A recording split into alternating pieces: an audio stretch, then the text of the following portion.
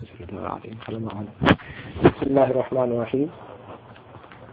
اللہ تبارک و تعالیٰ کا بے انتہا فضل و کرم ہے کہ اس نے ہمیں پھر سے ایک موقع عطا فرمایا کہ ہم اللہ تبارک و تعالیٰ کی ذات، اس کے صفات اور ہمارے عقائد کو درست کرنے اور اللہ تبارک و تعالیٰ کی ذات و صفات کو کچھ سیکھنے اور کچھ اس میں سے سمجھنے کی صلاحیت ہمیں دی اور موقع عطا فرمایا کہ ہم اس میں سے کچھ سیکھیں اور سکھائیں اور اپنے عقائد کو درست رکھیں۔ اس کے لیے اس نے ہمیں موقع عطا فرمایا۔ اس کا بے انتہا فضل و کرم ہے، احسان عظیم ہے۔ پہلے تو اس نے مسلمان بنایا، سرکار صلی اللہ علیہ وسلم کی امت میں پیدا فرمایا، اور ہمارے یقین ہے کہ سرکار کی امت میں جو بھی ہے، چاہے کیسا بھی گنہگار ہو، امتی ضرور ہو تو اس کی نجات ہے۔ اور امتی کی شرط کیا ہے؟ امتی ہونے کی شرط یہ ہے کہ ایمان کے ساتھ دنیا سے گیا ہو، اور ایمان کے ساتھ دنیا سے جانے کا مطلب یہ ہے کہ دنیا میں وہ جو ایمان رکھتا تھا، جو اس کا عقیدہ تھا، جو اس کے خیال تھے اللہ تبارک و تعالیٰ کے بارے میں اور اس کی ذات کے بارے میں، اللہ کی ذات کے بارے میں اور اللہ کی صفات کے بارے میں اور نبی کے بارے میں اور قیامت کے بارے میں اور مرنے کے بعد سوال و جواب کے بارے میں اور دوزخ کے بارے میں، جنت کے بارے میں، تقدیر کے بارے میں، ان سب بارے میں جو عقائد ہونے چاہیے تھے وہ اس کے درست ہو، صحیح ہو، جو حقیقت ہے اس پر مبنی ہو، جو اللہ نے بتانا چاہا اسی کے حساب سے ہو، اور جو اس کے رسول نے ہمیں بتایا اس کے مطابق ہو۔ اگر اس کے برخلاف ہے تو آدمی کی حالت تبدیل ہو جاتی ہے۔ ایک تو یہ کہ انسان دو کیٹیگری میں ہوتے ہیں، صرف اور صرف دو کیٹیگری میں، تیسری کوئی کلاسیفیکیشن نہیں ہے۔ یا تو آدمی مومن ہے یا پھر کافر ہے، ان دونوں کے درمیان کوئی اور تیسرا گروپ نہیں ہے۔ یا انسان مومن ہے یا انسان کافر ہے، ٹھیک ہے۔ اب مومن کے اندر الگ الگ کیٹیگریز ہیں، صالح ہے، ولی ہے، نبی ہے، عام مومن ہے، اور اس کے کچھ اوصاف ہیں اس طرح کے مومن ہے، یا وہ مسلمان ہے یا وہ کسی زمانے میں اہل کتاب تھا جیسے نصرانی تھا، یا کسی زمانے میں یہودی تھا، لیکن یہ مومن ہے۔ اور کافر کے اندر بہت ساری کیٹیگریز ہیں، جس کو کیسے جیسے کہ کوئی مرتد ہے، کوئی معاذ اللہ بت پرست ہے، کوئی بحریہ ہے، یا کوئی آج کے زمانے کا نصرانی یا آج کے زمانے کا یہودی ہے، یا معاذ اللہ کوئی منافق ہے، ٹھیک ہے۔ تو دو ہی کیٹیگریز ہیں، یا تو انسان مومنوں کی کیٹیگری میں ہے یا پھر وہ معاذ اللہ کافروں کی کیٹیگری میں۔ اس کے درمیان کی کوئی کیٹیگری نہیں ہے کہ ایک آدمی ایک ہی وقت میں مومن بھی ہو کافر بھی ہو، ایسا نہیں ہے۔ آپ کو سوال کریں کہ منافق کیا ہوتا ہے؟ منافق کافر ہوتا ہے، وہ اپنے آپ کو مسلمان جتاتا ہے لیکن اصل میں وہ کافر ہوتا ہے، اور وہ اپنے آپ کو مسلمان صرف جتاتا ہے۔ تو اس کا مطلب یہ ہوا کہ انسان کو کسی بھی حال میں مرنا ہے تو ایمان کی حالت میں مرنا ہے، اور قرآن نے ارشاد فرمایا کہ وَلَا تَمُوتُنَّ إِلَّا وَأَنْتُمْ مُسْلِمُونَ، کہ ہرگز نہ مرنا مگر اس حال میں کہ تم مسلمان ہو۔ تو لہذا یہ بات سمجھنا اشد ضروری ہے کہ آج کی تاریخ میں، آج کے دور میں، بلکہ سرکار دو عالم صلی اللہ علیہ وسلم کے تشریف آنے کے بعد صرف اور صرف مسلمان ہی مومن ہے، جو حضور پر ایمان آیا اور جو اسلام جس نے قبول کیا وہی مومن ہے، کوئی اور مومن نہیں ہوتا۔ اب کوئی کہے کہ بدعتی ہے، بدعتیوں کے بارے میں قرآن میں اس وقت معاف کیجیے گا آج میں آیا کہ وہ جہنم میں جائیں گے۔ تو مسلمان، جیسے میں نے عرض کی کہ مسلمان مومن انسان یا تو مسلمان مومن ہے یا پھر کافر ہے، اور ان دونوں کے درمیان کچھ نہیں ہے۔ لیکن جو حد ہے اس کی کہ آدمی مسلمان تو ہے، یا تو بہت نیک ہے جیسے نبی ہے، اس کے نیچے ہے تو صدیق ہے، اس کے نیچے تو شہید ہے، صالح ہے، وغیرہ وغیرہ ولی ہے، اس کے بعد نیچے گنہگار، اس کے بعد بد عقیدہ ہے۔ بد عقیدگی میں بھی کیٹیگریز ہیں، لیکن بد عقیدہ کو کافر نہیں کہیں گے جب تک کہ اس نے کوئی ایسی بات نہ کہی ہو یا ایسا اس کا عقیدہ نہ خراب ہو گیا ہو جو بالکل اس کو کافر قرار دے دے۔ لہذا جتنے بھی گروپس ہیں، جیسے حضور صلی اللہ علیہ وسلم نے ارشاد فرمایا کہ میری امت بہت سارے گروپس بن جائیں گے، تو ان گروپوں میں بھی دیکھا جائے گا کہ یہ گروپ کے عقائد جو ہے کچھ خراب ہے، لیکن کفر تو نہیں ہے، کفر تو نہیں ہے۔ اگر کفر کے عقائد ہے تو پھر وہ اس طرف چلا گیا جس طرف جانا نہیں ہے، اس طرف جانا نہیں ہے۔ اور اگر وہ بد عقیدہ ہے لیکن اس کی بد عقیدگی کفر کی حد پار نہیں کی ہے، تب بھی اس کو کہا جائے گا کہ یہ مسلمان ہے، لیکن بہت ہی نچلے درجے کا مسلمان ہے، بدعتی ہے، اور اس کے عقائد بد مذہبی کے ہیں، لیکن اس کو کھلم کھلا کافر نہیں کہیں گے۔ لہذا انسان کی صرف دو ہی کیٹیگریز ہیں، یا تو وہ مومن یعنی مسلمان ہے، یا پھر وہ کافر ہے۔ ان دونوں کے درمیان کچھ نہیں ہے۔ ہاں جو بدعتی ہیں یا بد عقیدہ ہیں وہ کفر سے زیادہ قریب ہوتے جاتے ہیں، اور معاذ اللہ ایک وقت ایسا آتا ہے کہ وہ ان کے عقائد اتنے بگڑ جاتے ہیں یا ان کی زبان سے ایسی نازیبا باتیں نکل جاتی ہیں کہ جس سے وہ کافروں کی گروہ میں آ جاتے ہیں۔ تو لہذا اشد ضروری ہے یہ سمجھنا کہ اصل چیز عقائد ہے، اصل چیز عقائد ہے، عقیدہ ہے۔ جس کا عقیدہ درست ہے چاہے وہ کتنا ہی بڑا گنہگار ہو، انشاءاللہ اس کی نجات ہے، انشاءاللہ اس کی نجات ہے۔ اسی لیے ہمارے لیے سب سے اہم اور ضروری بات یہ ہے کہ ہم اپنے ایمان کو بچائیں اور ایمان کے ساتھ اس دنیا سے جائیں۔ تمام اعمال کا دار و مدار نیت پر ہے، ہم نے سنا ہے، حدیث پاک میں ہے، بہت ہی افضل ترین حدیث ہے، لیکن اس نیت کے ساتھ ساتھ اگر ایمان نہیں ہے تو وہ سارے کے سارے اعمال برباد کر دی جائیں گے، سارے کے سارے اعمال برباد کر دی جائیں گے۔ اسی لیے ہم نے بلکہ تمام علماء کرام کا یہ اتفاق ہے کہ انسان کو اپنے عقائد درست رکھنے چاہیے، ایمان اس کا درست ہونا چاہیے، اور اس ایمان کے ساتھ رہا اور دنیا سے گیا تو اس کی نجات ہے، تو چاہے عمل تھوڑے سے ہو، تو چاہے عمل تھوڑے سے ہو۔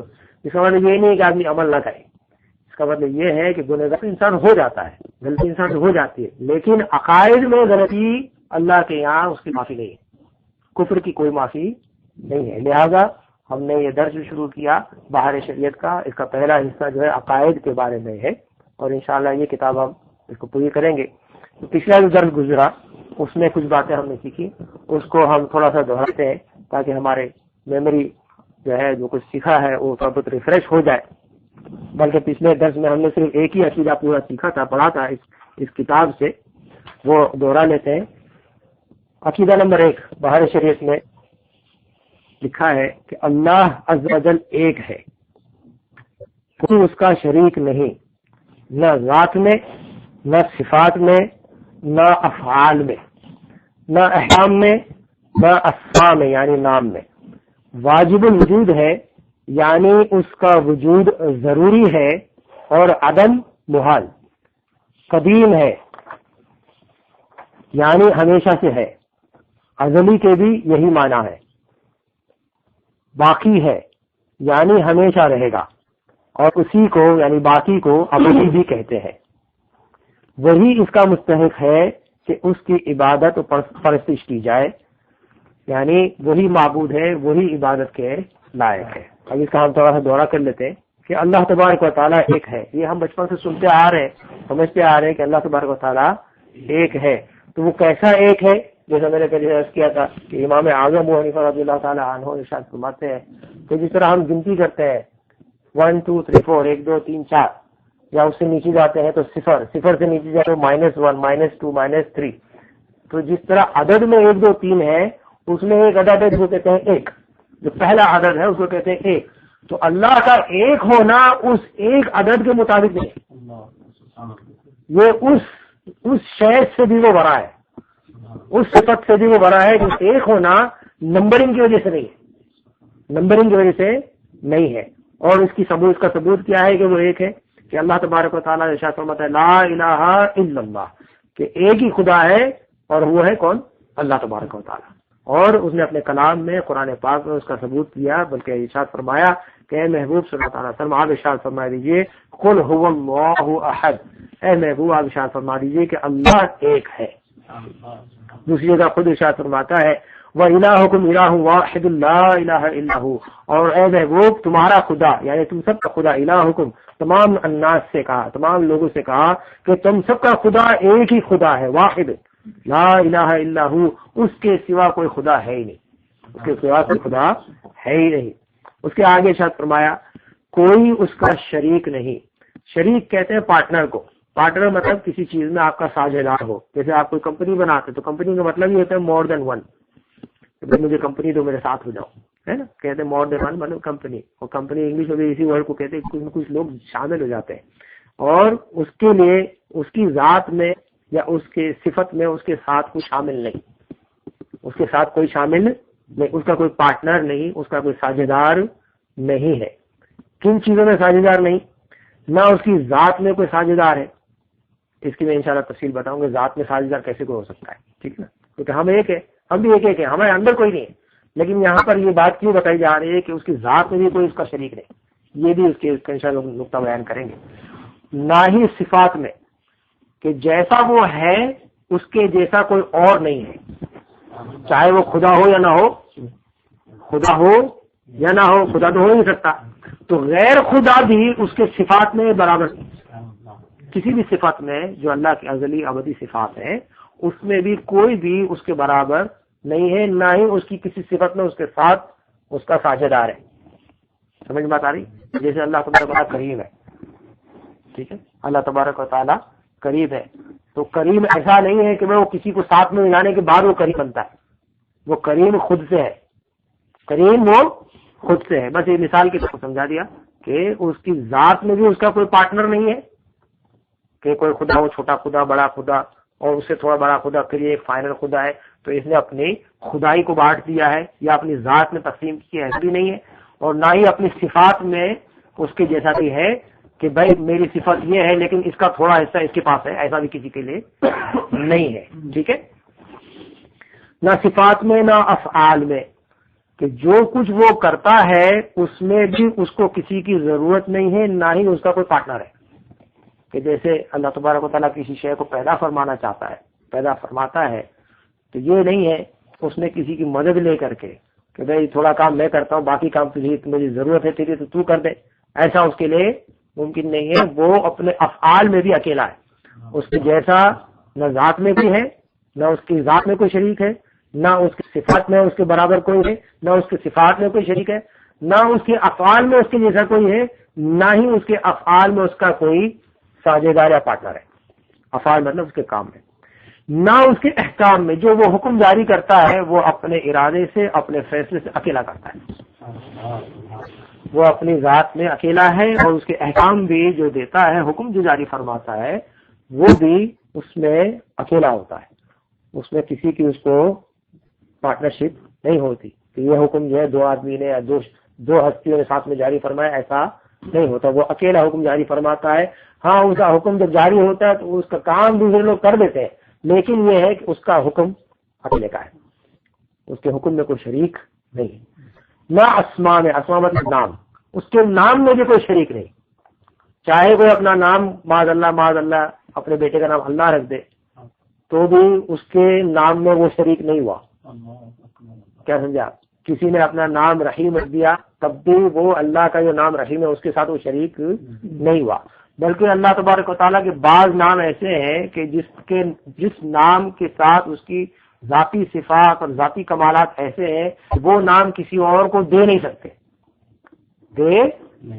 جیسے لفظ اللہ، یہ اس کا ذاتی نام ہے، کسی انسان کو اللہ نہیں بول سکتے، کسی کو اللہ بولیں گے کفر ہو جائے گا، کسی شخص کو رحمان بول سکتے، کسی شخص کو آپ سمجھ نہیں بول سکتے، ٹھیک ہے، لیکن اس کے کچھ نام ایسے ہیں کہ اگر وہ نام کسی اور کو دے دی جائے، کسی نام کو کسی اور کو دے دی جائے تب بھی وہ نام اور یہ نام برابر نہیں ہوں گے، وہ نام اور یہ نام برابر نہیں ہوں گے، اس لیے جیسے اللہ تبارک و تعالیٰ علیم ہے، اور اللہ خود ارشاد فرماتا ہے وفوق کل ذی علم علیم، کہ ہر علم والے کے اوپر ایک اور علم والا ہے، اور اس کا ایک نام علیم بھی ہے، تو اس کے علم اور علیم ہونے میں اور اس کے علیم ہونے میں بہت زمین آسمان کا فرق ہے.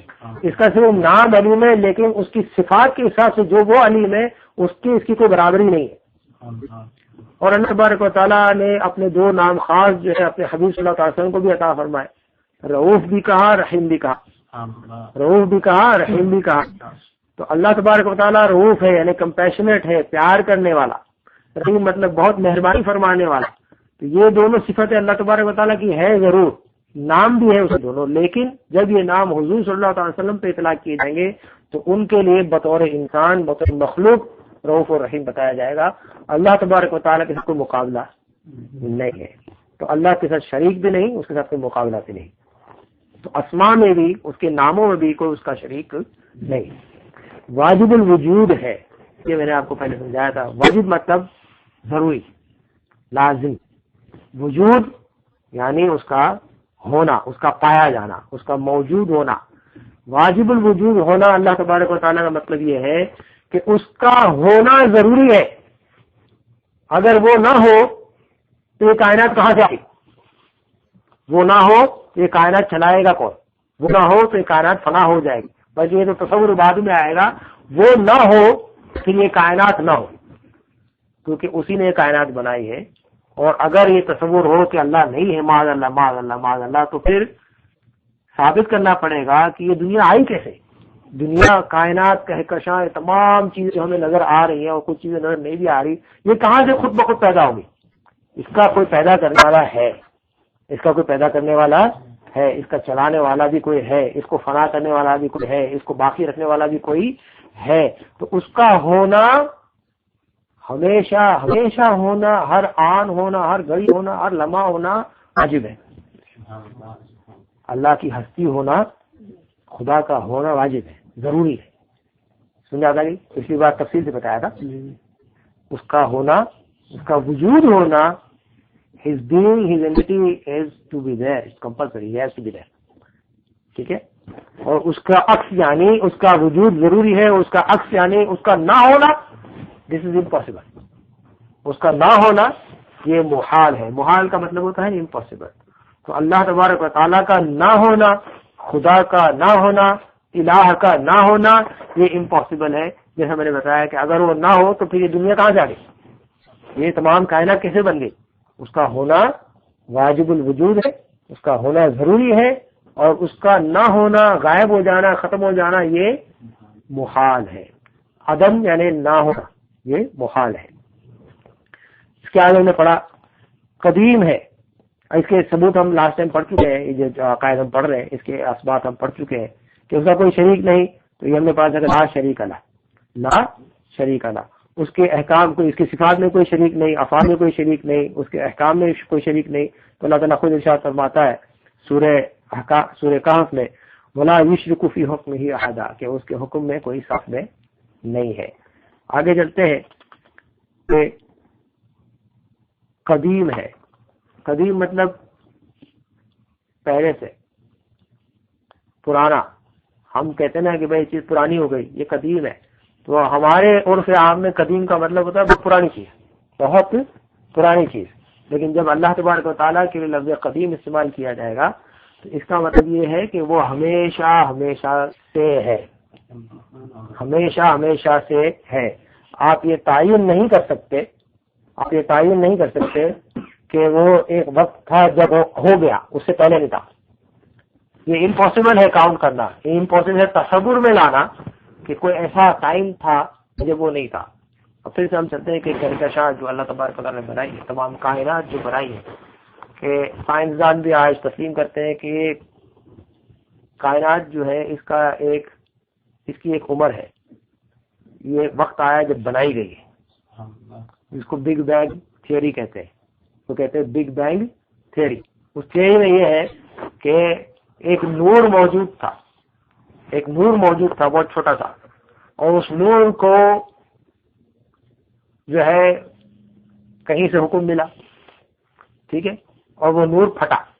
وہ نور پھٹا، اس نور کے پھٹنے سے یہ تمام چاند، ستارے، زمین، آسمان، لاکھوں نہیں کروڑوں گیلیکسیز، اس کروڑوں گیلیکسیز کے اندر پتہ نہیں کتنے کروڑ، ہر گیلیکسی میں کروڑ ستارے، اور ہر ستارے کے آس پاس پتہ نہیں کتنے ہزاروں جو ہے سیارے اور پلانٹس موجود ہیں، اور یہ بڑھتے جا رہے ہیں، پھیلتے جا رہے ہیں، اور ان کی وسعت بڑھتی جا رہی ہے۔ اس وسعت کو بڑھتے بڑھتے بڑھتے آج یہ ٹی وی کے کہکشاں کو نظر آ رہی ہے، یہ کسی زمانے میں ایک چھوٹی سی جگہ میں محدود تھا، کسی چھوٹی سی جگہ میں محدود تھا، یہ پھیل رہا ہے۔ اس کا مطلب یہ ہے کہ کل کے دن، آج تو اتنا بڑا ہے، کل کے دن جو 24 گھنٹے پہلے تھا وہی تھوڑا چھوٹا تھا، اور پھر اور چھوٹا تھا، اس سے پہلے 10 سال پہلے اور چھوٹا تھا، اور 10 سال پہلے اور چھوٹا تھا، اور 1000 سال پہلے اور چھوٹا تھا، پیچھے جاتے رہے تو تقریباً 5 خرب سال یا ایسا کچھ حساب لگاتے ہیں کہ اس زمانے میں یہ کائنات چھوٹی سی جگہ میں اتنی سی تھی، اور پھر یہ اچانک پھٹی اور پھیلتی جا رہی ہے۔ تو اس چھوٹے سے جگہ میں جو نور موجود تھا اس کو حکم اللہ نے دیا اور وہ پھیلتی گئی، لیکن اس سے پہلے ان کو نہیں پتا کہ وہ نور آیا کہاں سے، وہ نور آیا کہاں سے، یا وہ شے جو تھی اس کو حکم تو بعد میں ملا پھٹنے کا اور پھیلنے کا، اس سے پہلے اس نور کو پیدا کس نے کیا، اس کی بھی ایک عمر ہے۔ وہ جب ایک ٹائم ہوگا، بالفرض ہم حساب لگانے کے پہلے 5 خرب سال ہی سے، 5 خرب سال پہلے ہی سے ہی تو ایک وقت ہے، اس سے پہلے کچھ نہیں تھا سائنس کے حساب سے، اور ہم کہتے ہیں چلو بالفرض اگر اسی کو وقت مان لیا جائے کہ وقت ٹائم اسٹارٹ فرام ہیئر، کہ وقت یہاں سے شروع ہو رہا ہے، 5 سال پہلے سے وقت یہاں سے شروع ہو رہا ہے، اور پھر جو ہے زمین کو گھومتے گھومتے اور سورج کی چاند اور گرد جو ہے گھومنے سے ہم حساب لگائیں کہ 5 خرب سال گزر چکے ہیں، تو اس 5 خرب سال پہلے کے پہلے دن، اس سے ایک دن پہلے تو ہم کاؤنٹ نہیں کر سکتے، اس لیے کہ اس وقت جو ہے ٹائم نہیں تھا، اس سے پہلے ٹائم نہیں تھا۔ اس سے پہلے بھی اگر کوئی کہے کہ نہیں میں حساب لگا لوں کہ بھائی جتنے 5 خرب سال اتنے گزرے، تو اس سے 5 خرب سال پہلے کیا تھا؟ صرف اللہ تھا۔ اس سے پہلے اور جائیں، اس سے پہلے اللہ تھا، اس سے پہلے جائیں، اس سے پہلے بھی اللہ تھا۔ یہ لا نہایا انگنت ٹائم، انگنت جو ہے اس کو، بلکہ وقت بھی ختم ہو جائے گا، تصور ختم ہو جائے گا۔ اللہ اس وقت بھی تھا، وقت کو بھی چھوڑ دے، اللہ تھا، ٹھیک ہے، اللہ تھا، اور اللہ ایسا تھا جیسا آج ہے۔ کیا سمجھے؟ اللہ ایسا تھا جیسا آج ہے اور ویسا ہی رہے گا۔ پھر سے میں عرض کروں کہ جب تک انسان کی ذہن کی رسائی جا سکتی ہے پیچھے، اور وقت ختم ہو جائے، تصور ختم ہو جائے، انسان کی ہار جائے، اس سے پہلے بھی اللہ تھا۔ لفظ خدا کا مطلب ہوتا ہے خود ہونا، خود سے ہونا۔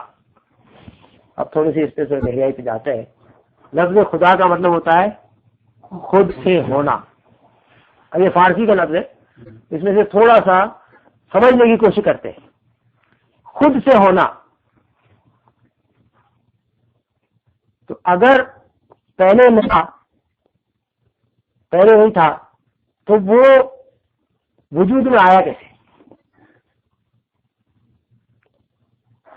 سمجھ آ رہی کہ سمجھے، جیسے کہ میرے پاس ایک کاغذ ہے، یہ پہلے نہیں تھا، بالفرض ایک ایگزامپل دینے کے لیے، ذہن میں بات بٹھانے کے لیے آئیڈیا دے رہا ہوں۔ یہ کاغذ ہے میرے پاس، یہ کاغذ میرے ہاتھ میں ہے، وجود میں ہے، اور بالفرض یہ کل نہیں تھا، کل تھا ہی نہیں، ہاتھ میں نہیں تھا، اس کا وجود نہیں تھا، اس ہستی میں نہیں تھا، تو اس کے بعد عقل کہاں سے آ گئی؟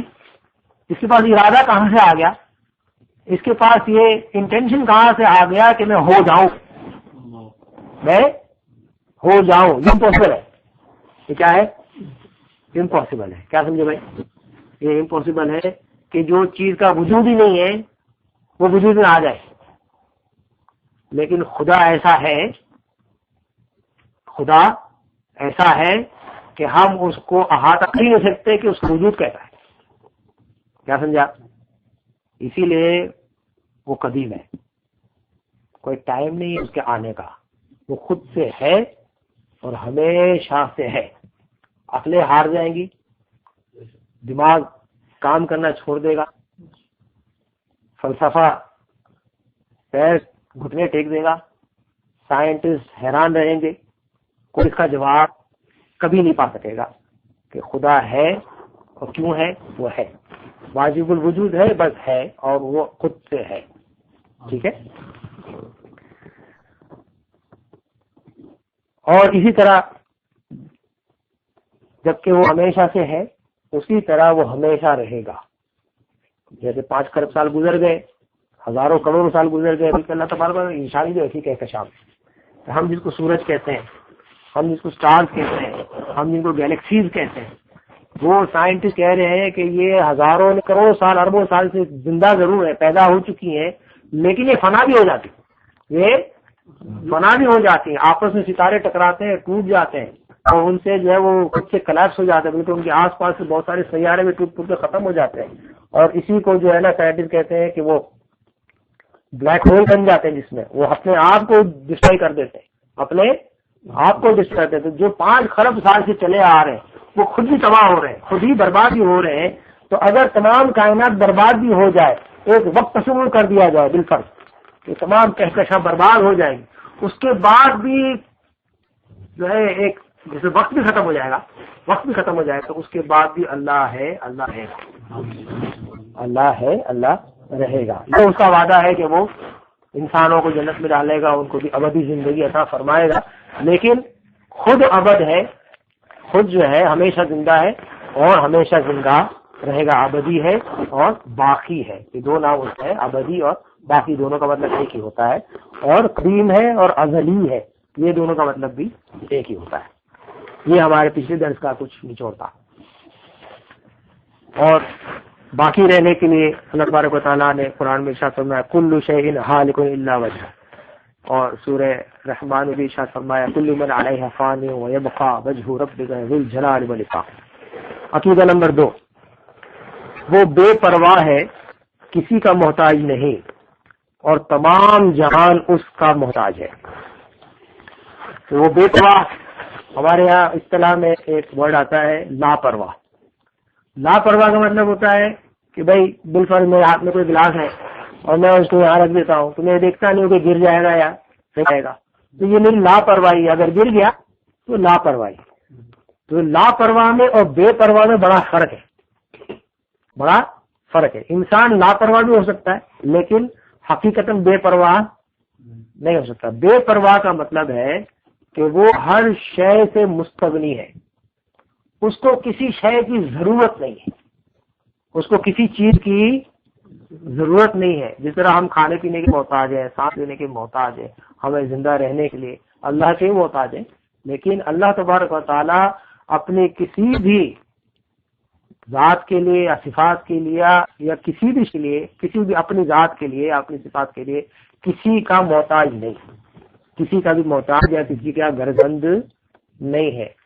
اس سے یوں بھی سمجھ لیجیے کہ اگر تمام کائنات جو اس نے بنائی ہے اس کی پوجا نہ کرے، اس کی عبادت نہ کرے، اس کی حمد و ثنا نہ کرے، تب بھی اس کو فرق نہیں پڑتا، اس کو فرق نہیں پڑتا. فرق نہ پڑنے کا مطلب یہ ہے کہ اس کی ذات میں، اس کی صفات میں کوئی فرق نہیں آتا. بے پرواہ ہے اس لیے کہ اس کو تمہاری عبادت کی ضرورت نہیں ہے، اس کو کسی شے کی ضرورت نہیں ہے، اور تمہاری عبادت کی بھی ضرورت نہیں ہے، تمہاری حمد و ثنا کی بھی ضرورت نہیں ہے، تمہاری تکبیر اور تحلیل کی بھی ضرورت نہیں ہے، تمہارے سجود کی بھی ضرورت نہیں ہے. کسی شے کی اس کو ضرورت نہیں ہے. وہ غنی ہے، وہ صمد ہے. اللہ تبارک خود ارشاد فرماتا ہے اللہ الصمد، اللہ الصمد. اللہ الصمد مطلب غنی، ایسا غنی کہ کسی شے کی اس کو ضرورت نہیں، ایسا بے پرواہ کہ اس کو کسی شے کی ضرورت نہیں ہے. چاہے تم عبادت کرو یا نہ کرو، چاہے تم عبادت کرو یا نہ کرو، اس کو اس کی بھی ضرورت نہیں ہے. عبادت کی ضرورت تو ہمیں، ٹھیک ہے، ہم اس کی عبادت کریں. ہاں اس نے حکم دیا ہے کہ عبادت کرو، معصیت نہ کرو، فرما برداری کرو، گناہ نہ کرو. لیکن اگر ہم گناہ کریں تو اس کا کچھ بگڑتا نہیں، ہم اس کی نافرمانی کریں تو اس کا کچھ بگڑتا نہیں، ہم اس کی عبادت کریں تو اس کو کوئی فائدہ پہنچتا نہیں. تو اس کی ذات جیسی ہے ویسی رہے گی، اور اس کو کوئی کچھ دے نہیں سکتا، کوئی اس کا فائدہ نہیں پہنچا سکتا، وہ کسی کا محتاج نہیں. ٹھیک ہے، سمجھا گیا. اور تمام جہان اسی کا محتاج، تمام جہان اس کا محتاج، یعنی تمام شے، اشیاء، جو کچھ بھی اس نے بنایا ہے، جو کچھ بھی اس نے بنایا، چاہے جنت ہو، چاہے جہنم ہو، چاہے انسان ہو، فرشتے ہو، جنات ہو، دنیا ہو، زمین، آسمان، سورج، چاند، جو کچھ بھی ہو وہ سب اس کے محتاج ہے. اس کی ایک آسان سی مثال یہ سمجھ لیجیے کہ اللہ تبارک و تعالیٰ نے پیدا فرمایا اور پیدا فرمانے کے بعد بھی کوئی یہ نہیں کہہ سکتا کہ میں خود سے زندہ ہوں، مجھے بہت کسی چیز کی ضرورت نہیں۔ ہر انسان کو دیکھ لیجئے کہ انسان کو اپنی بقا کے لیے سانس کی ضرورت ہے، ہوا کی ضرورت ہے، کھانے پینے کی ضرورت ہے، بلکہ یہ زمین پہ چلنے کے لیے زمین کی گریوٹی کی بھی ضرورت ہے۔ تو اتنا محتاج ہے انسان، لیکن یہ سب چیزیں کس نے بنائی ہیں؟ اللہ تبارک و تعالیٰ نے بنائی۔ تو ڈائریکٹلی اللہ کا محتاج ہر انسان بھی ہے اور ہر شے بھی ہے۔ اگر اللہ تبارک و تعالیٰ کسی شے کو نیستی سے ہستی میں لایا ہے، بالفرض سورج کو لایا ہے، تو سورج کی بقا کے لیے سورج اللہ کا محتاج ہے۔ اگر اللہ کی مشیت میں یہ ہو کہ سورج فنا ہو جائے تو سورج اپنے آپ کو جاری نہیں رکھ سکتا، چاند سورج کوئی شے اپنے آپ کو جاری نہیں رکھ سکتی، وہ ہمیشہ ہر آن ہر گھڑی اللہ تبارک و تعالیٰ کی محتاج ہے۔ ٹھیک ہے، آگے پڑھتے ہیں۔ عقیدہ نمبر 3، اس کی ذات کا ادراک عقلاً محال ہے، کہ جو چیز سمجھ میں آتی ہے عقل اس کو محیط ہوتی ہے اور اس کو کوئی احاطہ نہیں کر سکتا، البتہ اس کے افعال کے ذریعے سے اجمالاً اس کی صفات، پھر ان صفات کے ذریعے سے معرفت ذات حاصل ہوتی ہے۔ اس کو پڑھ لیتے ہیں دوبارہ۔ عقیدہ نمبر 3، اس کی ذات کا ادراک عقلاً محال ہے، یعنی ناممکن، کہ جو چیز سمجھ میں آتی ہے عقل اس کو محیط ہوتی ہے، یعنی گھیر سکتی ہے، اور اس کو کوئی احاطہ نہیں کر سکتا، البتہ اس کے افعال کے ذریعے سے اجمالاً، یعنی سرسری طور پہ پوری ڈیٹیل میں نہیں، اجمالاً اس کی صفات، پھر ان صفات کے ذریعے سے معرفت ذات حاصل ہوتی ہے۔ اس کو ذرا ڈیپ میں جا کے پڑھتے ہیں۔ یعنی اس کی ذات کا عقل کے ذریعے احاطہ نہیں کیا جا سکتا۔ عقیدہ نمبر 3، اس کی ذات کا ادراک عقلاً محال ہے، یعنی جیسا میں نے عرض کیا کہ خدا خود سے ہے، کہ جیسے کوئی چیز پہلے نہیں تھی اور پھر وجود میں آیا، یہ خود سے، یہ ناممکن ہے، لیکن وہ ہمیشہ سے ہے اور ہمیشہ رہے گا۔ لہذا عقل جو ہے اللہ تبارک و تعالیٰ کو پوری طرح سمجھ نہیں سکتی، کسی کی بھی عقل ہو۔ کیا سمجھا؟ اللہ تبارک و تعالیٰ کی ذات کا ادراک مطلب تمام طور پہ سمجھ لینا، محاسبہ کر لینا، پکا سمجھ لینا کہ یہ ایسا ہے، یہ عقل کے ذریعے محال ہے، ناممکن ہے۔ کیا ہے؟ ناممکن۔ محال مطلب ناممکن۔ اللہ تبارک و تعالیٰ کی ذات کو سمجھ لینا کہ اللہ ایسا تھا، پہلے ایسا تھا پھر یوں ہو گیا، اللہ اچھا اس لیے اللہ ہے، یہ ناممکن ہے سمجھنا۔ کیا سمجھ رہے؟ اگر آپ سمجھ رہے ہیں تو ذرا مجھے ہلا تھا کہ مجھے سمجھ آئے کہ بات سمجھ آ گئی، ٹھیک ہے نا۔ اللہ تبارک و تعالیٰ کو عقل کے ذریعے سمجھ لینا یہ محال ہے، ناممکن ہے، کسی کی بھی عقل ہو، چاہے کسی ولی کی ہو، چاہے کسی نبی کی ہو، چاہے مقرب فرشتے کی ہو، یہ عقلاً اللہ کو سمجھ لینا، ادراک کر لینا اس کا، یہ ناممکن ہے۔ یہ بیسک عقیدہ ہے، اس کو یاد رکھیے گا۔ کیوں؟ آگے شاہ کرواتے ہیں کہ جو چیز سمجھ میں آتی ہے عقل اس کو محیط ہوتی ہے، عقل اس کو محیط ہوتی ہے، کہ جو چیز سمجھ میں آ گئی تو عقل نے اس کو پوری طرح اپنے گھیرے میں لیا۔ اور عقل کیا ہے؟ عقل اللہ کی مخلوق ہے۔ عقل جو ہے اللہ کی بنائی ہوئی چیز ہے، عقل اللہ کی طرف سے ایک مخلوق ہے۔ بلکہ حدیث پاک میں آیا، حدیث قدسی میں آیا کہ اللہ تبارک تعالیٰ نے عقل کو پیدا فرمایا تو عقل کو کہا کہ دور ہو جا، وہ دور ہو گئی، پھر کہا قریب آ جا، قریب ہوگی۔ اس طرح جب ٹیسٹ لیا اللہ تبارک و تعالیٰ تو پھر اللہ نے خود ارشاد فرمایا اس سے بہتر چیز میں نے کوئی پیدا ہی نہیں کی، اس سے بہتر چیز کوئی میں نے پیدا ہی نہیں کی۔ ہم یہ عقل حضور کو عطا فرمائی، ٹھیک ہے، وہ بات اب بعد میں کریں گے۔ لیکن یہ ہے کہ عقل کیا ہے؟ مخلوق ہے، اور اللہ تبارک و تعالیٰ کی ذات ایسی ہے کہ جو عقل میں سما نہیں سکتی، اس لیے کہ عقل مخلوق ہے اور اللہ تبارک و تعالیٰ خالق ہے۔ ایک تو یہ بات، دوسری بات یہ کہ اللہ تبارک و تعالی ایسا ہے کہ جو عقل میں آ ہی نہیں سکتا. جیسے میں نے بتایا نا کہ کوئی کیسے کہہ سکتا ہے کہ اللہ ہے، بس وہ عقل سے باہر ہے، ہمارے عقل سے باہر ہے. اور اس کا الٹ بھی سمجھ لیجئے کہ جو چیز عقل میں آ جائے، سمجھ میں آ جائے، وہ خدا نہیں. خدا وہ ہے جو عقل میں نہیں آ سکتا، اور جو چیز عقل میں آ جائے وہ خدا نہیں ہے، وہ خدا نہیں ہے. ٹھیک ہے، یعنی اس کا ادراک نہیں ہو سکتا، یعنی اس ذات کو عقل کے ذریعے احاطہ نہیں کیا جا سکتا، اس کی ذات کو عقل کے ذریعے سمجھا نہیں جا سکتا، اور اس کو کوئی احاطہ نہیں کر سکتا. جیسے میں نے بتایا کہ عقل بھی احاطہ نہیں کر سکتی. کوئی عقل تو ایک سمجھ لیجیے کہ ہمارے لیے ایک ایبسٹریکٹ چیز ہے نا، کوئی لکڑی اور لوہے کی چیز نہیں ہے کہ جسے پکڑ کے کسی کو ناپا جا سکے. عقل نہیں ہے وہ. عقل تو ایک ادراک ہے، ایک سمجھ ہے، ایک فہم ہے کہ جو لوہے اور لکڑی کی نہیں بنے گی. ایک تصور بھی ہے اس میں، لیکن وہ تصور سے بھی ورا ہے، تصور سے بھی ورا ہے. مخلوق اس کو گھیر نہیں سکتی، کوئی شے کے اندر وہ آ نہیں سکتا، کسی کی سمجھ میں نہیں آ سکتا، کسی کی سمجھ میں بھی وہ نہیں آ سکتا، اور اس کو کوئی احاطہ نہیں کر سکتا. اس لیے وہ خالق ہے، ہم مخلوق ہے. البتہ اس کے افعال کے ذریعے سے اجمالاً اس کی صفات، وہ جو کرتا ہے، جیسے وہ رحم فرماتا ہے، کرم فرماتا ہے، چیزوں کو پیدا فرماتا ہے، عدل فرماتا ہے، کرم فرماتا ہے، معاف فرماتا ہے، رزق عطا فرماتا ہے، پیدا کرتا ہے، کسی چیز کو فنا کرتا ہے، کسی کو زندہ کرتا ہے، کسی کو موت دیتا ہے. یہ اس کے افعال ہے، اور یہ افعال جو ہے اس کی صفت سے متصل ہے. وہ اس لیے کرتا ہے کہ اس میں یہ طاقتیں ہیں، یہ وہ اس کے اندر اس کی کیریکٹرسٹکس ہیں، یہ اس کے اندر یہ صفتیں موجود ہیں. تو اس کے کام کے ذریعے، اس کے افعال کے ذریعے اس کی صفتوں کو سمجھا جا سکتا ہے اجمالاً. کیا سمجھا؟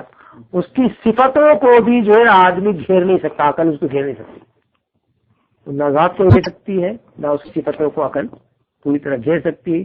لیکن اس کی جو افعال ہیں ان کو اجمالی طور پہ سمری جس کو بولتے ہیں نا بھائی، ڈیٹیل میں نہیں، ایز اے سمری، ایک اوپر کے ادراک سے اس کو تھوڑا بہت اجمالاً سمجھا جا سکتا ہے، تفصیلاً نہیں سمجھا جا سکتا.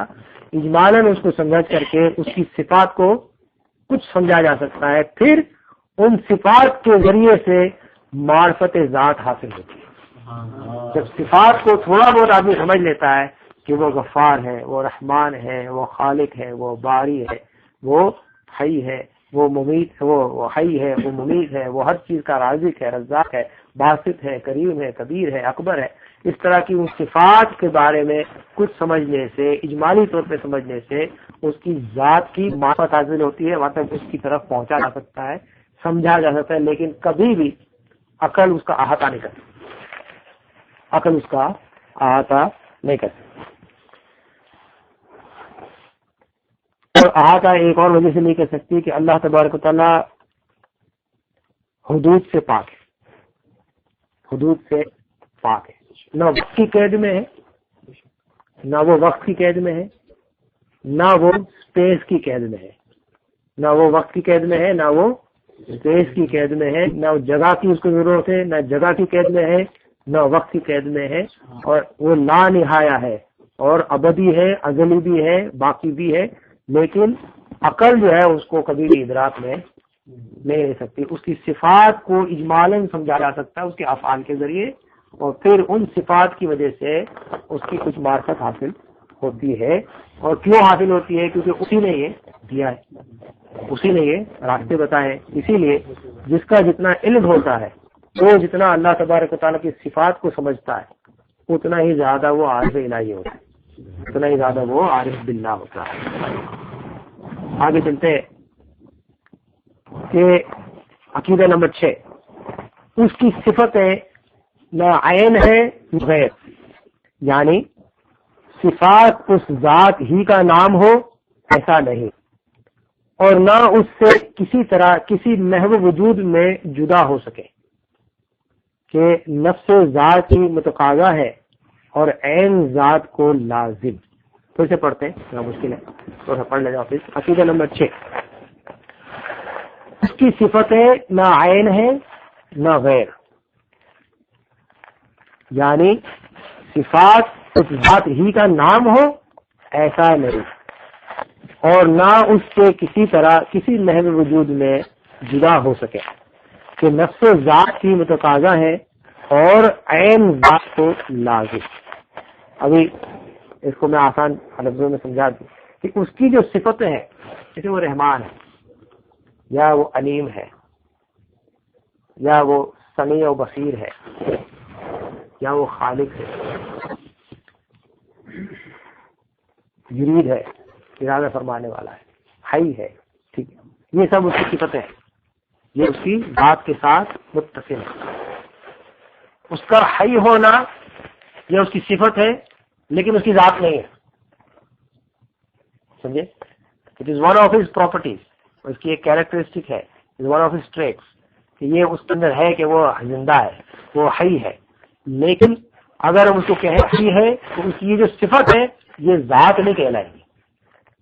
اسی طرح جیسے اس کا سمیع ہونا، بصیر ہونا یا کلیم ہونا کہ وہ کلام فرماتا ہے، وہ دیکھتا بھی ہے اور وہ سنتا بھی ہے، تو اگر وہ سمیع ہے، وہ ہے یقیناً سمیع ہے، تو اس کی سماعت جو ہے یہ اس کی صفت ہے، یہ اس کی ذات نہیں ہے۔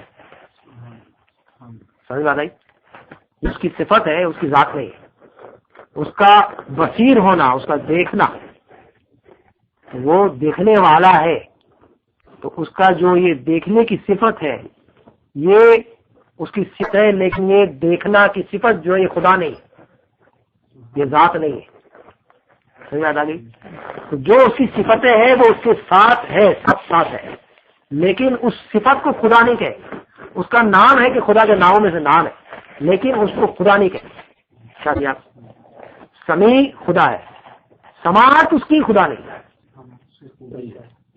آپ سمجھ آ رہی؟ ٹھیک ہے، اس کو بھی سمجھ لیجیے کہ جیسے ہمارے علماء کرام نے بلا تشبیہ اور بلا مثال ایک سمجھانے کے طور پہ بتایا، جیسے میں نے عرض کیا نا کہ سمجھ میں تو خدا آ نہیں سکتا، تو صرف سمجھانے کے طور پہ دنیاوی طور پہ ایک مثال دی جاتی ہے کہ جیسے ایک پھول ہوتا ہے، ایک پھول ہوتا ہے گلاب کا پھول، تو جب آپ اس کو سونگتے ہیں تو اس میں ایک خوشبو آتی ہے، خاص خوشبو ہے، جو دوسرے کسی گلاب میں، دوسرے کسی پھول میں نہیں ہوتی، ٹھیک ہے؟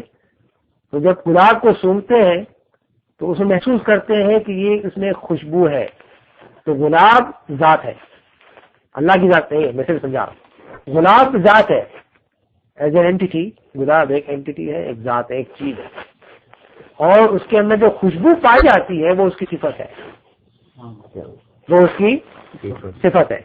تو خوشبو کو گلاب نہیں کہیں گے،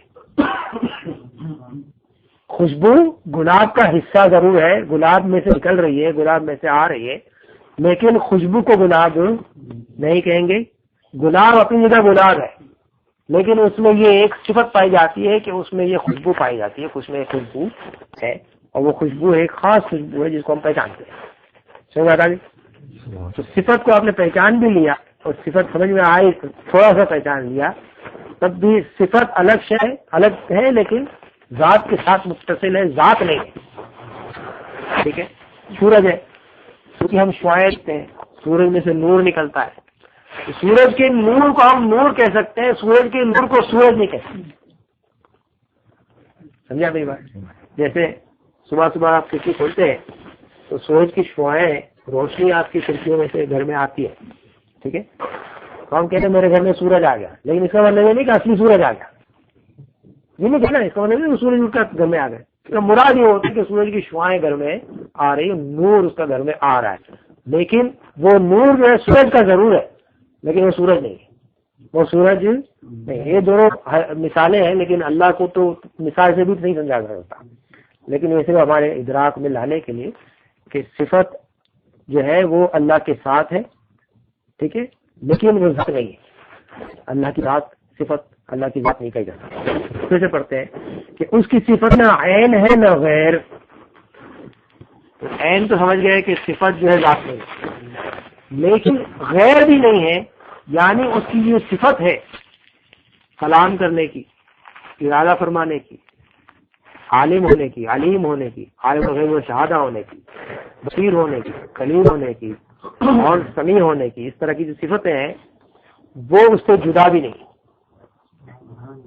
یہ اس سے جدا بھی نہیں ہے کہ اللہ تبارک و تعالی کسی وقت یا کسی ایسا موقع ہو کہ وہ اس سے جدا ہو جائے. وہ اس کی صفتیں جو ہے ذات نہیں ہے اور ذات کے ساتھ ہمیشہ متصل ہے، لیکن ذات کے ساتھ ہمیشہ متصل ہے، ذات سے الگ ہو نہیں سکتی، وہ ذات سے وہ الگ ہو نہیں سکتی. اور اس کی یعنی صفات اسی ذات ہی کا نام ہو ایسا نہیں ہے، اور نہ ہی اس سے کسی طرح کسی محض وجود میں جدا ہو سکے. اسے اللہ تعالیٰ کرم فرماتا ہے، اللہ تعالیٰ کرم فرماتا ہے، یہ اس کا فعل ہے، کریم ہے، یہ اس کا نام ہے. ٹھیک ہے، اس کا کرم فرمانا اس سے جدا نہیں ہوتا کبھی. ٹھیک ہے، اس کا سمیع ہونا کہ تھوڑی دیر کے لیے سمیع الگ ہو جائے اور اللہ رہ جائے، ایسا نہیں. ہمیشہ سماعت، بصارت، کلام، ارادہ، حی وغیرہ یہ سب کچھ جو اس کی صفتیں ہیں یہ اس کے ساتھ ہمیشہ ساتھ میں ہے. لیکن ان صفتوں کو خدا نہیں کہیں گے، خدا کی صفتیں کہیں گے، اور نہ ہی یہ صفتیں خدا کے علاوہ کسی اور میں جائے یا اس سے الگ ہو جائے، یہ بھی ناممکن ہے، یہ بھی ناممکن ہے. اور کہ نفس ذات کی متقاضا ہے اور عین ذات کو لازم. جس طرح ہم نے پڑھا کہ اللہ تبارک و تعالیٰ واجب الوجود ہے، تو یہ جو اس کی صفتیں ہیں یہ اس کے ساتھ ہونی ضروری ہے. یہ صفتیں ہم نے پڑھی، وہ صفتیں اس کے ساتھ ہونی ضروری ہے، لیکن وہ صفتیں خدا نہیں. یہ صفتیں اس کے ساتھ ہونا ضروری ہے، اور وہ صفتیں اس کے بغیر اللہ کی ذات کے بغیر ہو بھی نہیں.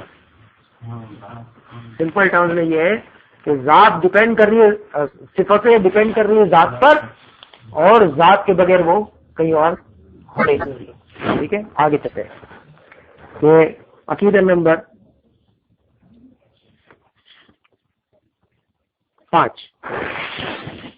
جس طرح پہلا والا عقیدہ نمبر 4 تھا، عقیدہ نمبر 5 جس طرح اس کی ذات قدیم ازلی ابدی ہے، صفات بھی قدیم ازلی ابدی ہے.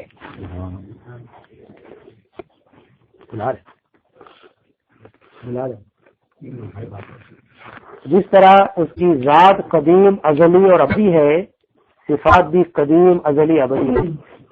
تو جیسا میں نے ایک جملہ پہلے عرض کیا تھا، تو جیسا ہے وہ پہلے بھی ویسے ہی تھا، ابھی بھی ویسے ہی ہے، اور ہمیشہ ایسے ہی رہے گا، ہمیشہ ایسے ہی رہے گا، ہمیشہ ایسے ہی رہے گا.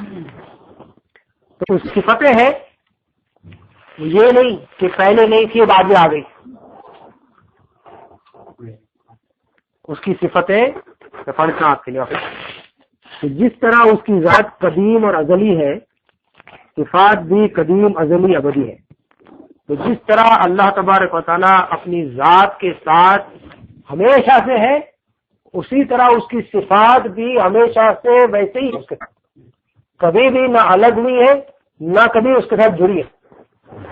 تو کوئی یہ نہیں کہہ سکتا کہ بھئی اللہ تبارک و تعالیٰ تو ہمیشہ سے ہے، لیکن جب اس نے کائنات بنا دی تب وہ خالق ہوا. اس کی خالق ہونے کی طاقت کا ظہور اس وقت ہوا ہے، لیکن وہ خالق پہلے سے ہے. سمجھ گئے کہ کوئی صفت ایسی نہیں ہے، یہ ناممکن ہے کہ اللہ تبارک و تعالیٰ کی صفتوں میں اضافہ ہوا ہو کہ پہلے ویسا نہیں تھا اب ایسا ہو گیا. اور یہ بھی ناممکن ہے کہ بعد میں جا کر کے جب ہم اپنی طرف جا رہے ہیں تو اس کی صفتوں میں کوئی کمی آ جائے. ایسا نہیں ہے، جیسا وہ ہمیشہ سے ہے ویسا ہی وہ ہمیشہ رہے گا، اور جیسی ذات اور صفات کے ساتھ ہمیشہ سے ویسے ہی، اور ذات اور صفات کے ساتھ ہمیشہ ویسے ہی رہے گا. آپ سمجھے، جیسے اس کی ذات کے بارے میں ہم نے سمجھ لیا کہ ذات کے بارے میں یہ سمجھ لیا کہ ہمیشہ سے اور ہمیشہ رہے گا، اسی طرح یہ بھی سمجھنا ضروری ہے کہ اس کی صفات کے ساتھ ہی ویسے ہی ہے جیسا ہمیشہ سے تھا اور ہمیشہ ہے. اس کی صفات بھی تغیر نہیں ہے، تغیر کی ذات میں. اچھا نمبر 6 اس کی صفات نہ مخلوق ہے نہ زیر قدرت داخل.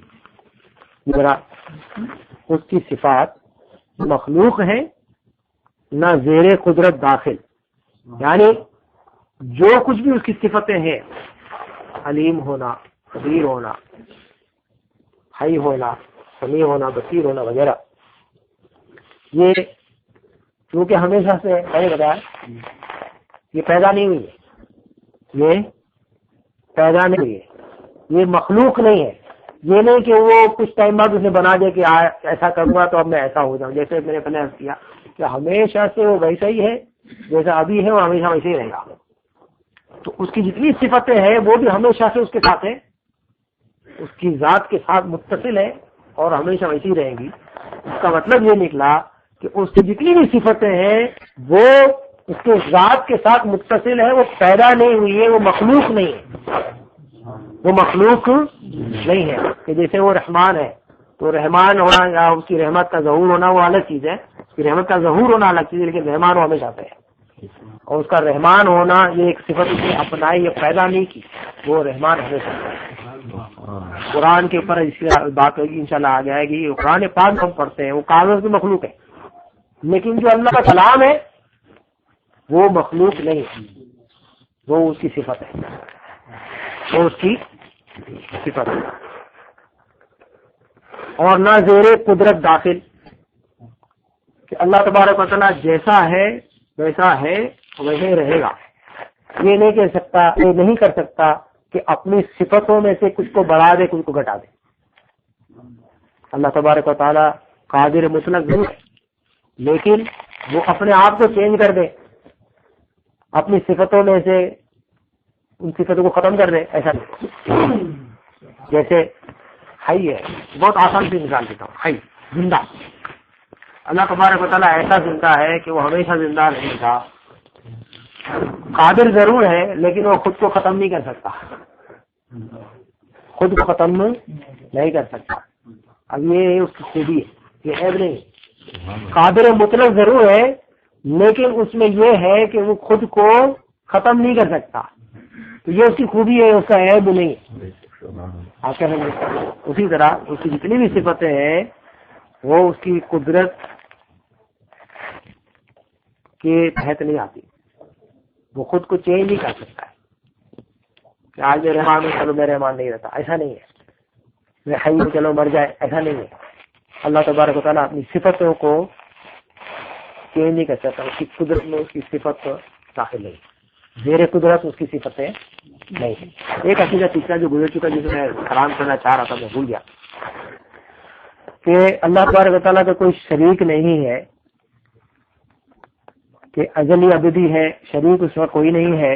ہم یہاں پڑھ رہے تھے کہ نہ ذات میں اس کا کوئی شریک ہے، اس کی ذات میں کوئی شریک نہیں ہے. جی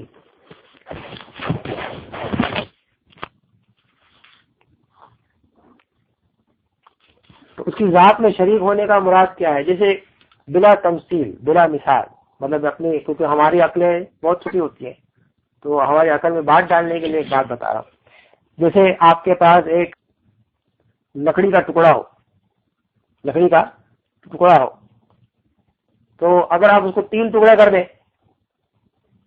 تو وہ 3 ٹکڑے ہو گئے، 3 ٹکڑے ہو گئے. پھر آپ اس میں گلو لگا کے اس کو جوڑ دیں تو پھر کہیں گے اب ایک ہے. صحیح ہے نا؟ گلو لگا کے واپس جوڑ دیں تو ایک ہے. تو اللہ تبارک و تعالیٰ کی ذات میں بھی یہ ممکن نہیں ہے. کیا سمجھا؟ اللہ تبارک و تعالیٰ کی ذات میں یہ ممکن نہیں ہے کہ وہ ایک ایسا ہے کہ کچھ چیزیں بن کر کے وہ ایک بنا، کیونکہ پھر ان چیزوں کا پہلے ہونا ضروری ہوتا، ان چیزوں کا پہلے سے کا ضروری ہوتا. وہ کسی چیز کا مرکب نہیں کہ 4-5 چیزیں بن کر ایک چیز بن گیا وہ اللہ ہے، ایسا نہیں ہے. پھر وہ 4-5 چیزوں کے لیے بارے میں یہ سوچنا پڑے گا کہ وہ خود بھی پہلے سے تھے، پھر ان کا ارادہ وہاں پھر ایک ہو، ایسا نہیں ہے. اسی لیے اس سے 2 چیزیں اور معلوم ہوئی کہ ایک ہی خدا ہے، کوئی چھوٹا بڑا خدا نہیں، صرف ایک ہی خدا ہے. چھوٹے چھوٹے 4-5 خدا، بس ہزاروں خدا ایسا کچھ نہیں ہے. ایک ہی خدا ہے، وہی کامل ہے، وہی ہر شے کا خدا ہے، ایک ہی خدا ہے. دوسری چیز یہ ہے کہ نصرانی جو ہے ان کے بہت سارے باطل عقائد میں سے ایک عقیدہ یہ بھی ہے کہ خدا جو ہے 3 ٹکڑے ہے. معاذ اللہ رب، خدا جو ہے وہ 3 ٹکڑے ہیں. ایک کا نام عیسیٰ ہے، ایک کا نام جبریل ہے، اور ایک کا نام اللہ ہے. اللہ جو ہے وہ آسمانوں میں ہے، جبریل جو ہے وہ زمین و آسمان میں آتے جاتے ہیں، اور عیسیٰ جو ہے وہ زمین میں خدا بن بیٹھے ہیں۔ تو 3 ٹکڑے ہیں خدا کے، ایک خدا آسمان میں، ایک خدا جو اوپر نیچے ہوتے رہتے ہیں معاذ اللہ، اور ایک خدا جو زمین میں عیسیٰ علیہ السلام کے روپ میں چلتے پھرتے ہیں۔ جب یہ تینوں ملتے ہیں تو اصل خدا ایک بنتا ہے۔ اس کا ان کا کانسیپٹ ہے ٹرینیٹی، یہ ہے ٹرینیٹی کا کانسیپٹ، مطلب 3 ثلاثہ قرآن میں ہے کہ ولا تقولوا ثلاثہ، 3 نہیں کہو، یہ تمہارے لیے بہتر، 3 مت کہو، یہ تمہارے لیے بہتر ہے۔ نصرانی کو تنبیہ کی گئی، ڈانٹا گیا کہ تم 3 نہ کہو، تو اس لیے میں نے اس پہ تھوڑی سی وضاحت کی کہ اللہ تبارک و تعالیٰ کے بارے میں یہ سوچنا کہ ہاں وہ ایک ہے، لیکن وہ اس کے 3 ٹکڑے ہیں، ایک آسمان میں ہے، ایک عیسیٰ علیہ السلام بنے ہوئے اور ایک جبریل علیہ السلام بنے ہوئے، ایسا یہ صریح کفر ہے، یہ صریح کھلا کفر ہے۔ جبریل علیہ السلام کا نام یہ کبھی ہولی اسپرٹ کہتے ہیں، جیسے ہم روح القدس کہتے ہیں، تو عیسیٰ نصرانی ان کو ہولی اسپرٹ کہتے ہیں، اور عیسیٰ علیہ السلام کو ہم عیسیٰ علیہ السلام کہتے ہیں، اور جیزس بھی کہتے ہیں، کرائسٹ بھی کہتے ہیں، دوسرے بھی نام دیتے ہیں، اور اللہ تبارک و تعالیٰ کے لیے انہوں نے مختلف نام ڈالے ہوئے، ہاللویا اور ایل اور جو بھی چاہے پوچھتے، لیکن ان کے یہ تمام عقائد باطل۔ عقیدہ نمبر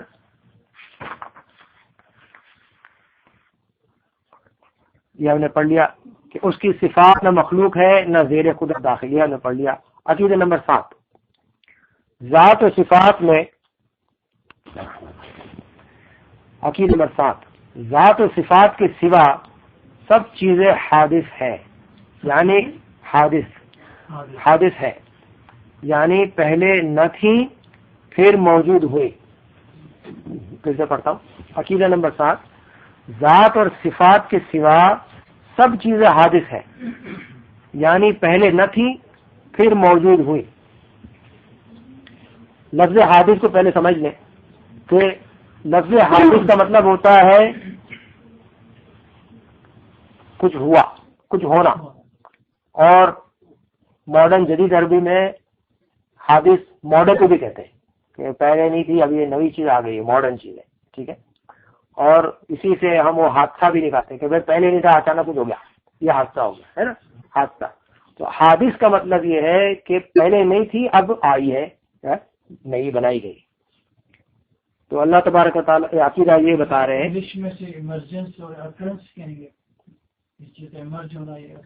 ہاں اکرڈ، ہاں اکرنس ہے حادث، مطلب some thing that has come into being, پہلے نہیں تھی، now it has come into being, یا جو بھی۔ تو اس کی صفات، ذات و صفات کے سوا سب چیزیں حادث ہے، یعنی پہلے نہ تھی پھر موجود ہوئی۔ تو جیسے ہم نے اگر یہ سمجھ لیا ہے کہ اللہ تبارک و تعالیٰ کی ذات اور صفتیں جو بھی ہے وہ ہمیشہ سے ہے اور ہمیشہ رہیں گی، تو اس کے علاوہ جو کچھ بھی ہے، اللہ کے علاوہ، اس کی صفتوں کے علاوہ، اس کی ذات و صفات کے علاوہ، یعنی اللہ کے علاوہ جو کچھ بھی ہے وہ پہلے نہیں تھا، وہ پہلے نہیں تھا، نہ آسمان تھا نہ اسپیس تھا، یہ ذرا دھیان رکھیں، نہ آسمان تھا نہ اسپیس تھا نہ ٹائم تھا، ٹھیک ہے، نہ چاند تھا نہ سورج تھا نہ ستارے تھے نہ گیلیکسی تھی نہ کہکشاں تھا، یونیورس کچھ نہیں تھا، نہ جنت تھی نہ دوزخ تھا نہ لوح تھا نہ قلم تھا، نہ کوئی نبی تھا نہ فرشتہ تھا نہ روح تھی، کچھ بھی نہیں تھا، ٹھیک ہے۔ اب یہ جو کچھ بھی ہے، جو کچھ بھی ہمارے سمجھ میں آتا ہے یا ہمارے پتہ چلتا ہے اللہ کی ذات اور صفات کے علاوہ، یہ سب چیزیں بنائی گئی ہیں، یہ پہلے نہیں تھی۔ ان کے وجود میں آنے کا ایک وقت ہے، یہ پہلے نہیں تھی، وہ نیست تھی اب ہستی میں آ گئی، کیا تھی؟ نیست تھی اب ہستی میں آ گئی، وجود میں نہیں تھی، عدم تھی، غیر موجود تھی، وہ اب موجود ہو گئی ہے، لہذا وہ کیا ہے؟ حادث ہے، ٹھیک ہے۔ اس کو زیادہ تفصیل سے پڑھیں گے، یعنی پہلے نہ تھی پھر موجود ہوئی۔ تو اگر پہلے نہ تھی مطلب ان کو کسی نے بنایا، کسی نے اس کو بنایا، خود سے تو کوئی چیز پیدا نہیں ہوتی۔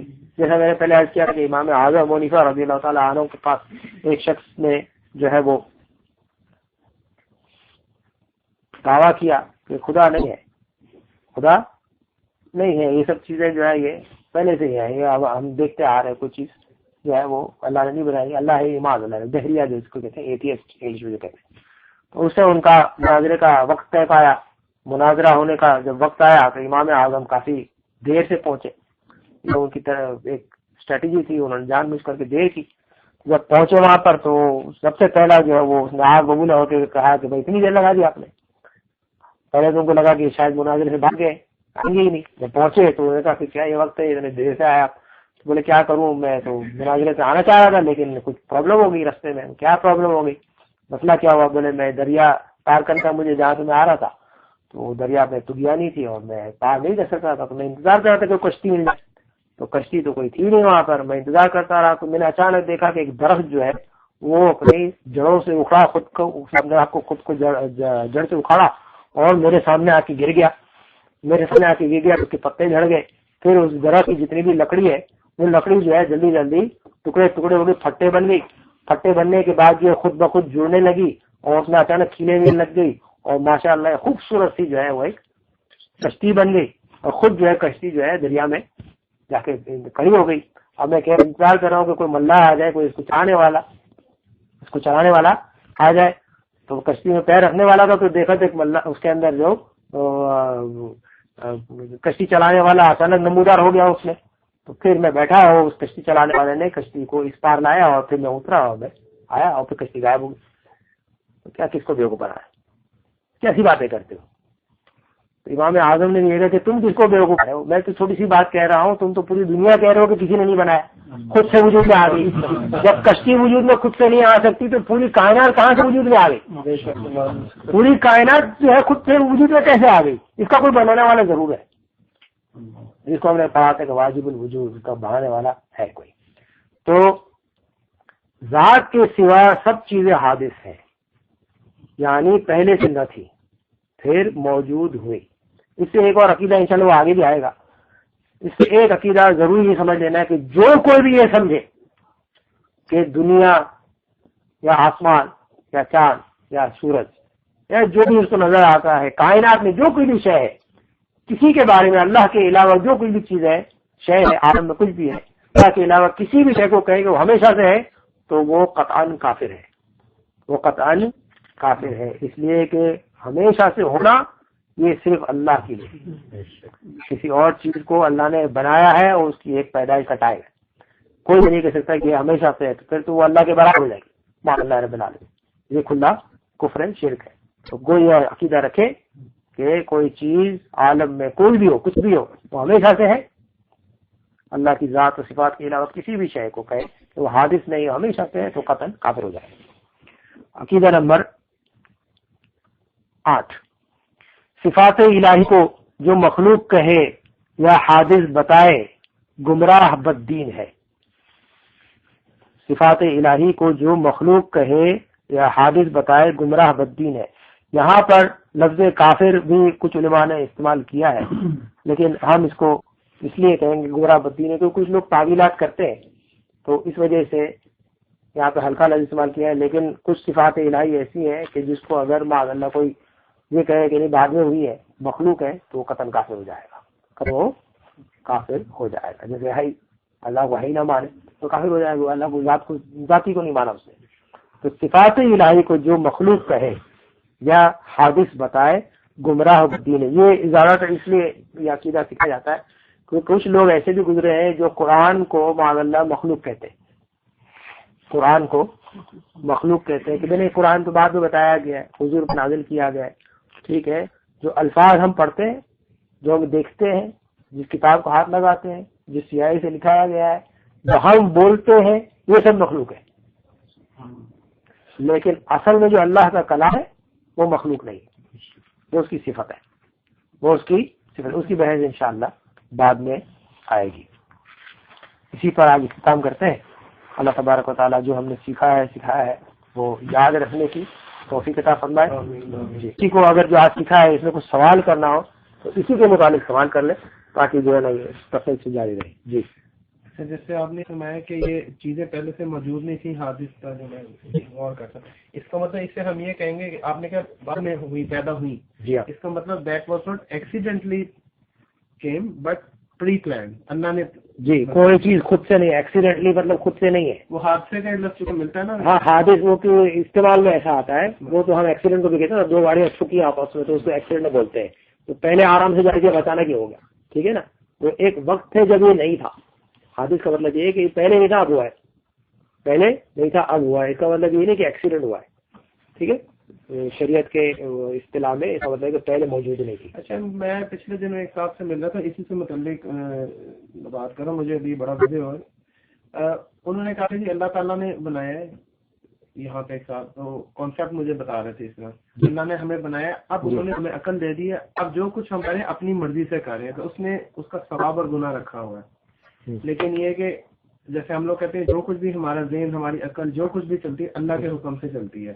اب ہم نے کیا کرنا ہے، اللہ کے پاس پورا سیفٹ، اللہ کو پتا ہے کہ اس نے بنایا ہے، ہماری عقل کیا کرے گی، ہم آگے کیا کریں گے، فیوچر ہر چیز وہ جانتا ہے.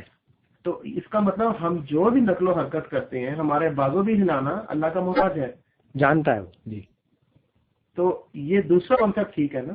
کیا کہ جو پہلے جو مجھے پتا چلا ہے وہ یہ کہ جی اللہ تعالیٰ نے ہمیں بنا کے ہمارے میں عقل ڈالی، اب ہم خود سے وہ کام کریں، اپنی مرضی سے چیز کریں. جی، اور جو اس کا اچھا برے کا پھر اللہ تعالیٰ نے آگے انعام یا سزا رکھی ہے. جی. دوسرا یہ ہے کہ جو کچھ بھی ہو رہا ہے، ہم جو کچھ بھی کرتے ہیں وہ اللہ کی مرضی سے شامل ہے، اللہ کے حکم سے ہوتا ہے وہ. جی، انسان کی ہر نقل و حرکت. جی. یہ دراصل جو آپ مسئلہ پوچھ رہے ہیں نا، یہ غور طلب ہے، یہ تقدیر کے بیان میں آئے گا. ٹھیک ہے، تقدیر کے بیان میں آئے گا. اس میں تھوڑا سا ابھی یہ سمجھ لیجئے کہ اللہ تبارک و تعالیٰ نے انسانوں کو عقل بھی دی اور راہ بھی دکھائی. ٹھیک ہے، کہ یہ اچھی راہ ہے اور یہ بری راہ ہے. ٹھیک ہے، تو اچھی راہ اور اس کی بتائی ہوئی راہ، اس کی پسندیدہ راہ پہ چلیں گے تو انعام عطا فرمائے گا، اور بری راہ پہ چلیں گے جس نے منع کیا ہے تو اس کی وعدے دے گا. ٹھیک ہے، اس کا انجام برا ہے. اس کا مطلب یہ نہیں ہے کہ وہ ہم اس کی قدرت سے باہر ہیں، ہم اس کی قدرت سے باہر ہیں، اس کا مطلب یہ نہیں.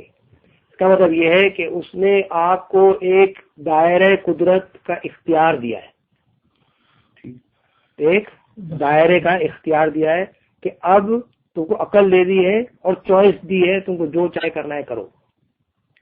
کوئی کام ایسا نہیں ہے کہ جو وہ نہ چاہے تو ہو جائے، اور کوئی کام ایسا نہیں ہے کہ جو وہ چاہے تو نہ ہو. سمجھ آتا نہیں؟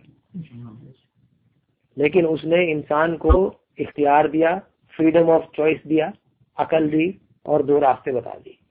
ٹھیک ہے، اب اس کے علم کے بارے میں وہ جانتا ضرور ہے کہ کیا کرے گا، لیکن اس کے جاننے کی وجہ سے ہم مجبور نہیں کہ ہم یہ کر رہے ہیں. ٹھیک ہے، اتنا آپ سمجھ لیجئے کہ وہ جانتا سب ہے، لیکن اس کے جاننے کی وجہ سے ہم مجبور ہو گئے کہ بھائی اس کو پتا ہے کہ بھائی آج ہم یہاں پر آ کے درس کریں گے، اس کو پتا ہے. لیکن اس کے پتا ہونے کی وجہ سے ہم مجبور ہو گئے یہاں پہ آنا، یہ نہیں ہے.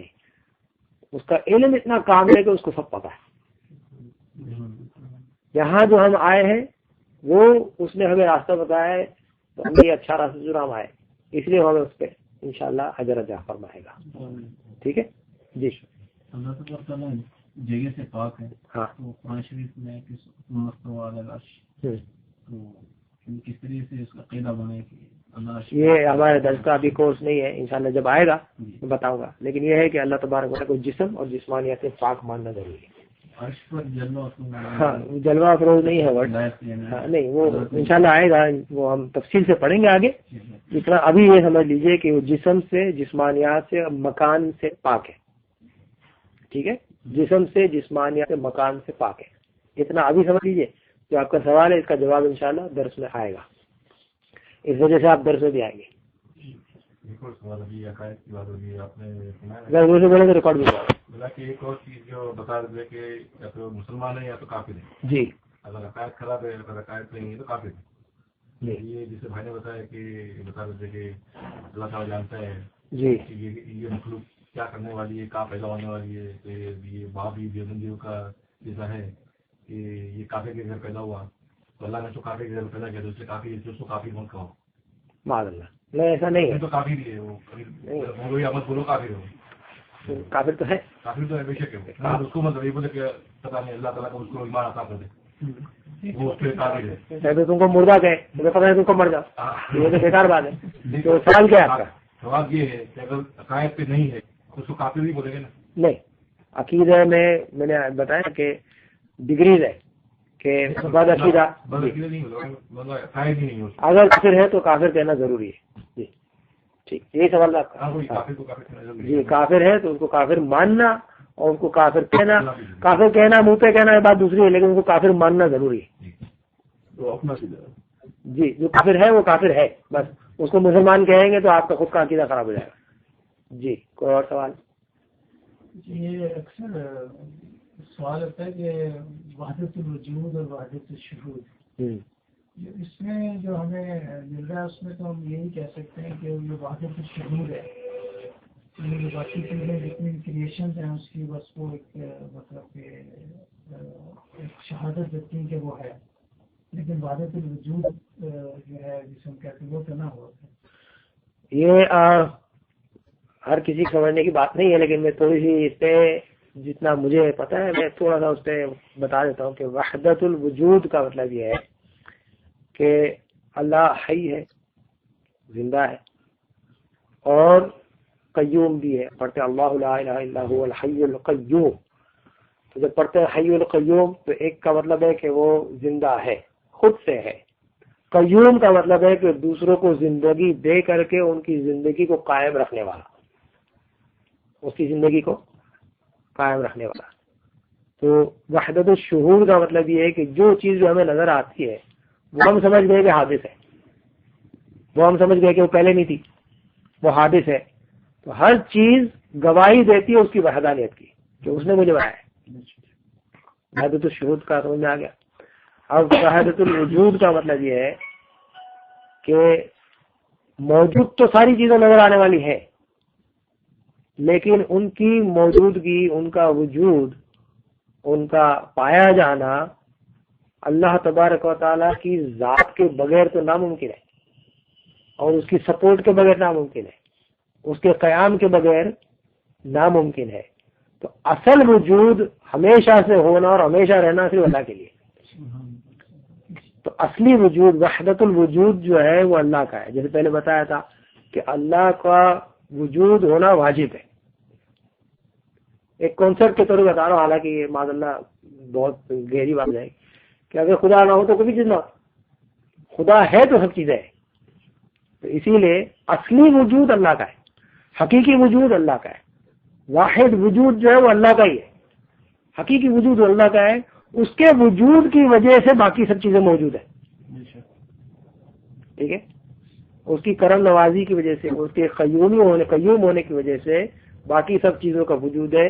ان جتنی دوسری چیزیں کا وجود ہے یہ اصلی وجود نہیں، یہ اس کی کرم نوازی کی وجہ سے وجود ہے۔ تو وحدت الوجود اس لیے کہا جاتا ہے۔ اس میں سے ایک اور فلاسفی ہے نا جس کو پینتھیسٹک فلاسفی کہتے ہیں، یا کہتے ہیں کہ God is like a spirit and that is nature is God incarnate. نہیں سب ایک یہ بھی ہے نا کہ اگر پھول کے اندر خوشبو آ رہی ہے تو وہ بھی نہیں، یہ اس میں جو ہے نا بہت خطرناک باتیں ہو رہی ہیں کہ پھر انسان جو ہے وہ کہنے لگتا ہے کہ بھائی اس میں بڑی پرابلم ہے، سب کو سمجھانا بھی مشکل ہو جائے گا۔ یہ سمجھ لیجئے کہ یہ فلاسفہ کا جو طریقہ ہے کہ وحدت الوجود کے بعد کہنا کہ اچھا یہ بھی تو خدا نے بنایا ہے تو اس کی ڈیپینڈنس اللہ پر ہے، ٹھیک ہے، اور اللہ اس کو قائم رکھتا ہے، ٹھیک ہے، تو اللہ کا ظہور اس میں ہو رہا ہے، اللہ کی قدرت کا ظہور ہو رہا ہے، اللہ کا ظہور مخلوق میں نہیں ہے۔ آپ سمجھ بات؟ میں کہہ رہا ہوں کہ اللہ کا ظہور، اللہ تبارک و تعالیٰ کا ظہور، ہاں اللہ تعالیٰ کا ظہور جو ہے مخلوق کو دیکھ کر کے پہچانا جاتا ہے کہ اس کو کسی نے بنایا ہے، اسی لیے کسی اچھی چیز کو دیکھ کے سبحان اللہ کہتا ہے انسان، ٹھیک ہے، لیکن اس چیز کو یہ سمجھنے کا کہ یہ اب جو ہے یہ مکرم ہے اور اسی کے اندر خدا کا ظہور ہو رہا ہے، ایسا نہیں ہو سکتا۔ یہ اس میں فلاسفہ بھی پڑھے، اس میں بدھسٹ بھی پڑھ گئے، اس میں جین بھی پڑھے۔ یہ بھی کہتے ہیں کہ انسان کے اندر روح ہے، اسپرٹ ہے، وہ اسی کے ایک حصہ ہے بس وہ یہ معاذ اللہ اور پھر وہ نہیں پارٹ آف گاڈ نہیں، یہ معاذ اللہ کفر ہے۔